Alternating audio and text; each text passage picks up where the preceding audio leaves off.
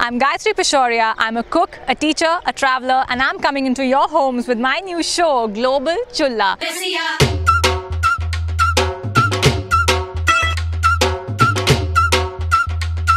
Watch me cook in farms with the freshest, most beautiful ingredients and foods that blow your mind.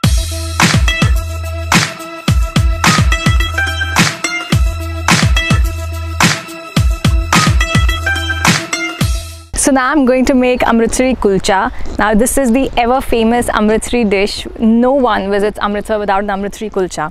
So traditionally you would have seen it being made in the tandoor, and the dish is so yummy that I think it should go into everyone's kitchens. So here we're going to have a little bit of a cheats recipe, and it's going to be Amritsari Kulcha on the tawa. So the recipe is divided into 3 parts, and we're going to start with the dough first, then we're going to make the filling, and then we come back to the dough and cook it. I'll show you how. So to start, I'm taking this as my reference of cup measure. So I'm going to take 2 katoris of maida, which is white flour. I'm going to take about half a teaspoon of baking powder, 2 teaspoons of castor sugar, salt to taste, and 2 tablespoons or more of ghee, clarified butter. And then we just bring all of this together with some water. So this is not going to be a hard dough, it's actually going to be a really elastic dough. I'm going to add a lot of water to it. It's not going to be a firm one. It's not like a roti or a chapati dough. So as you can see, I'm going to add lots more water. And you know, there's really no measurement. Maybe a cup and a half of water would do, but really you have to work this as you go.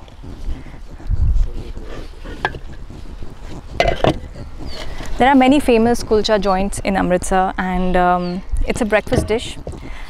It's a heavy dish, which is probably why it's a breakfast dish. It can be had plain or filled. So today we're going to be making a filled one. And this is the kind of texture that we're looking at. Now you see, I'm not really kneading it. I haven't really kneaded it. I just got everything together, and that's that. So this is the kind of texture we're looking at. It's spongy, it's wet, it's sticky.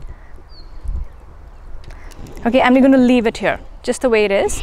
So now my dough is here. It's at a very elastic stage. I need to let it rest now. So I'm going to take a thali and just add a little ghee to it, clarified butter. Grease that nicely and add your dough into a lump.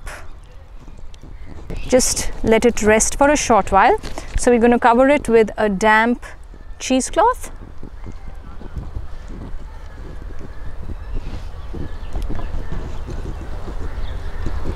And that's it. That needs about half an hour's rest, and after half an hour we're going to start rolling it, and I'll show you how. So here's the dough of my kulcha that I had previously kneaded, and it's covered with a cheesecloth. So it's rested for a minimum of half an hour, and it's really sticky. I'm just going to unveil that out, and that's what it looks like.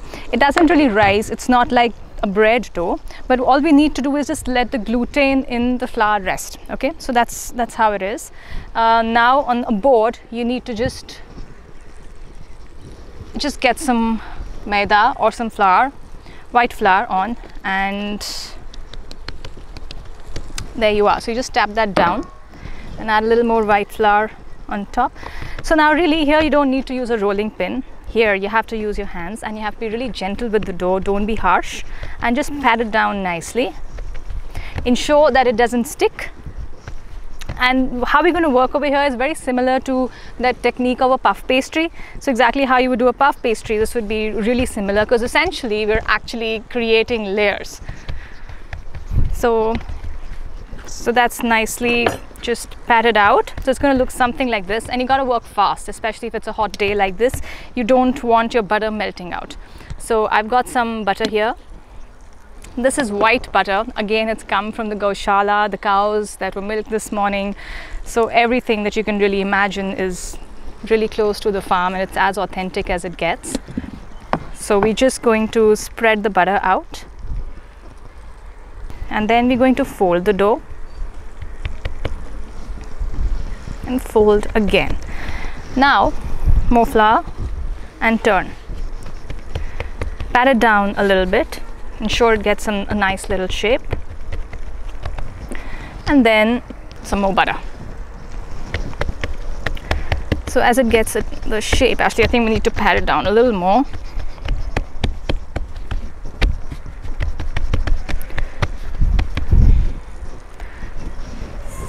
Some more butter.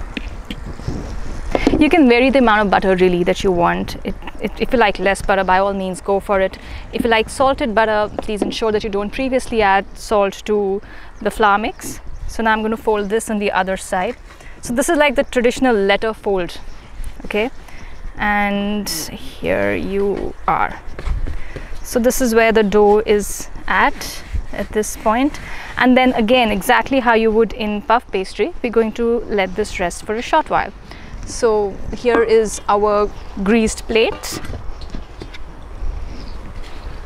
and here's our damp cheesecloth. So we're just going to let that again for about 15 minutes to a half an hour before we start rolling it and stuffing it.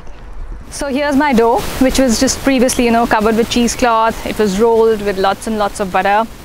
Butter is always a good thing in Punjab. So that's what it looks like. Now I'm just going to get that out on my board again. So sprinkle some maida, some flour, and just get that out. And what you need to do is just roll it slightly, okay? Just roll it gently.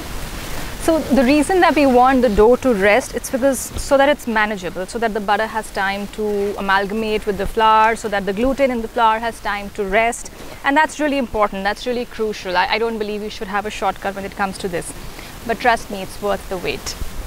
So now I'm going to just cut this into small pieces. So that's roughly about 5 to 6 kulchas there. And you just roll it. I don't work the dough too much. Just roll it out and pop that back. It's really soft. It's like a pillow, like a cushion. So that's the kind of texture we're looking at. Okay, now on an ideal day, I would let that rest as well. But since we're a little pressed for time, we're just going to move forward. So let's take some of that dough and again get that on a floured surface. And again, do not really knead it. You just gently press it down and spread it out like so.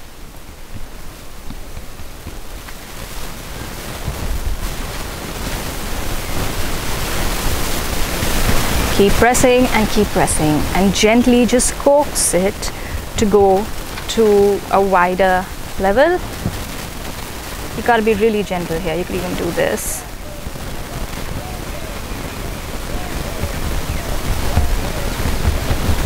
So there you are. You're not looking for the perfect round. By the way, I'll tell you a story. So in Punjab, if you're getting married and if you can roll round rotis, you're supposed to be a good daughter-in-law. Not happening for me. Okay, so that's really the dough, and I have my methi aaloo over here. So what I'm going to do is just take a fork and crush that like so.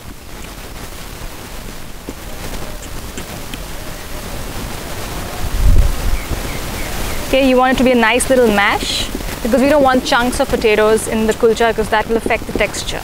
So really just mash it down a little bit.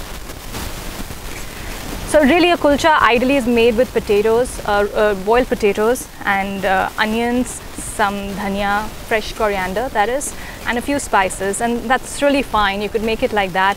But I just think that the methi itself adds a lot of depth of flavor and it sort of brings me close to the whole Amritsari feel of it.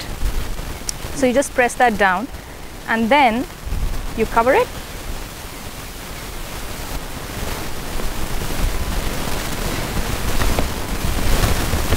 And just press that. Now you don't want to be too harsh here because you don't want the filling to ooze out, but then even if it does, no one's going to kill you. Okay, so just wet your hands here. They need to be nicely wet. And just tap this with some water. There you are.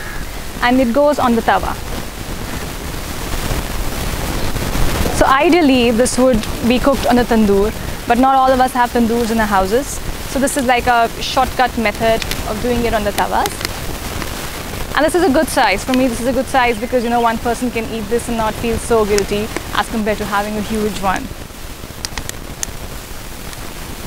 So you're going to let that cook on a slow flame, because if you go on a higher flame, it's going to cook on the outside and be raw in the middle. So if you want the flaky texture to really come down, you have to go a little slow on it. So I'm just going to flip that out, and it's pretty much done on one side. So that's the kind of char you're looking at. And it's slowly charred, it's not really been charred instantly, which means that it's nice and flaky and cooked inside. So let's roll out another kulcha. So I'm just going to sprinkle some flour on my wooden worktop, and you just need to get some flour on your fingers as well. So very gently, just press that down.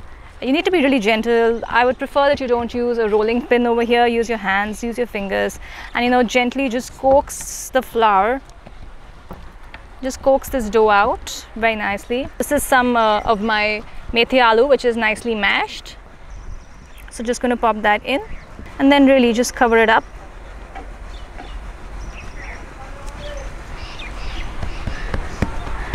And you got to be gentle with it. So again, the butter's just oozing out. It's a hot day, but really I'm not complaining. I love it. So just press that down, but very gently. Like they say, the hands of a pastry chef are always gentle. Okay, so go back to the tawa. So this is an iron pan called the tawa, and it's a bit of a challenge to position it, but we have somehow managed. So yeah, so that's one kulcha already. I'm going to pop another one in. And so it doesn't just go like this, because it wouldn't cook evenly. So what you need to do is clean your hands, wet them with water. They have to be really, really damp, not just damp, actually wet. And your kulcha dough itself needs to be a wet dough. Let me just pop that on. So my kulchas are ready. Let's call them baby kulchas on a tawa, or cheats kulchas. And there you are. So just got them out on a plate. So let's pop some butter on, and it's going to sizzle on my hands really, but it's so worth it. And watch this. Let's just crush that out. Don't be gentle. So you can have it with some, you know, chickpea gravy. So that's Amritsari Chullah. Really tasty, but that's for another recipe. It's a long one. And with some chutney or salad, or just some butter. That's how I like it.